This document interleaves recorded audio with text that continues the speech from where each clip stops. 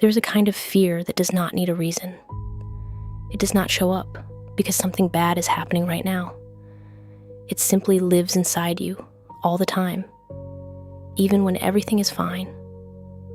You could be home, in your own bed, door locked, lights off, everything quiet. And still, part of you stays alert, listening, waiting, as if at any moment everything could turn. This is not paranoia. It is not overreaction. It is a way of living that many people carry without ever having a name for it. You are the person who checks the lock twice, who feels a tightness in the chest when the day is going too well, who cannot simply enjoy a peaceful moment because some part of you is already asking what is going to go wrong next. You learned to never fully switch off. Even exhausted, even safe, even surrounded by people who love you, part of you stays on guard. This kind of vigilance did not come from nowhere. At some point in your life, you learned that relaxing was risky, that letting your guard down meant being caught off guard. Maybe you grew up in a house where the atmosphere could change without warning. One day calm, the next, tension in the air, raised voices, heavy silence, someone unpredictable. And your body, still a child, learned to do something no child should ever have to do. It learned to observe before it felt anything, to calculate before it trusted. That is not a choice. That is survival. A nervous system that never knows what is coming next learns to never fully shut down. And the problem is that this mechanism, built to protect you as a child, stays active decades later, even long after the real danger is gone.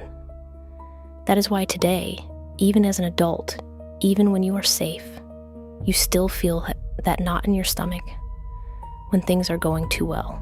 You do not trust calm, because for you, calm never meant safety. Calm was often just the moment before the storm. You became someone extremely skilled at handling chaos, someone who solves, who anticipates, who never allows themselves to be caught unprepared. But underneath, that constant readiness has a cost. You rarely rest, not really. You watch people from a distance, waiting for the sign that something is about to change. You plan for the worst, not because you are pessimistic, but because you learned that being prepared was the only way to protect yourself. This is why rest feels impossible, why you feel guilty when things are good, why, even surrounded by people who love you, part of you stays alone, watching the door. This is not a character flaw. It is not weakness. It is the mark of someone who had to learn to protect themselves alone, long before they were old enough for that. Here is something important. The fact that you survived by staying vigilant does not mean you have to keep living this way forever.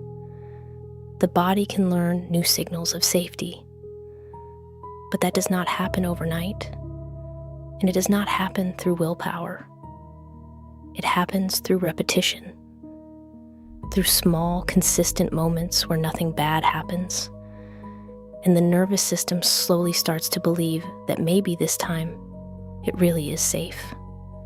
You do not need to heal today.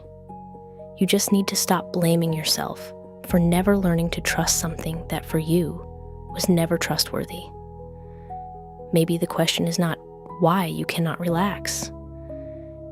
Maybe the question is, when was the last time someone showed you it was safe to? If this video reminded you of yourself, tell us in the comments which part hit closest to home. And if you want to keep understanding the patterns you carry without knowing it, subscribe to the channel. Here, we name what no one ever explained to you.